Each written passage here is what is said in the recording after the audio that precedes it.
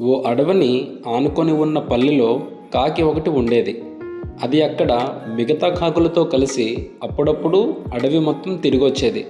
ఒకసారి అడవిలోని కొలనులో హంసను చూసి, తెల్లగా ఎంత అందంగా ఉంది హంస, దీనంత సంతోషంగా మరే పక్షి ఉండదు, నేను ఉన్నాను ఎందుకు అనుకునేది.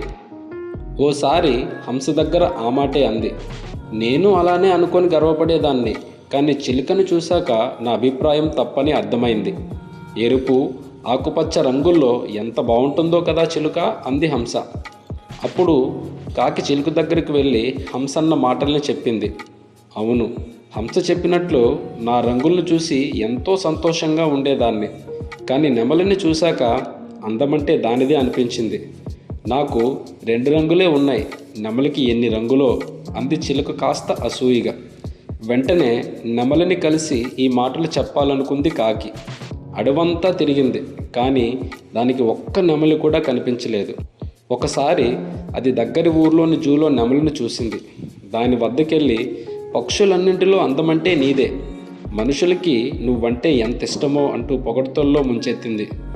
కాకి చెప్పేదంతా విన్న నెమలి దీనంగా ముఖం పెట్టి, నా అందం వల్లనే ఇక్కడ బందీ అయ్యాను, అడవిలో ఉన్నంత వరకు వేటగాళ్ళకి భయపడి దాక్కుంటూ తిరగాల్సి వచ్చింది, చివరికి వాళ్ళ చేతికి చిక్కి ఈ జూలో పడ్డాను, ఇక్కడికి వచ్చాక కాకి కంటే స్వేచ్ఛాజీవి మరొకటి లేదు కదా అనిపిస్తోంది, దాదాపు అన్ని పక్షుల్ని బందీలుగా పెట్టారు, ఒక్క మీ కాకుల్ని తప్ప, నేనే కాకినే ఉంటే నీలా స్వేచ్ఛగా తిరిగేదాన్ని కదా అంది. ఆ మాటలు విన్న కాకి అప్పటి నుంచి మిగతా పక్షులతో పోల్చుకోకుండా హాయిగా జీవించడం మొదలుపెట్టింది.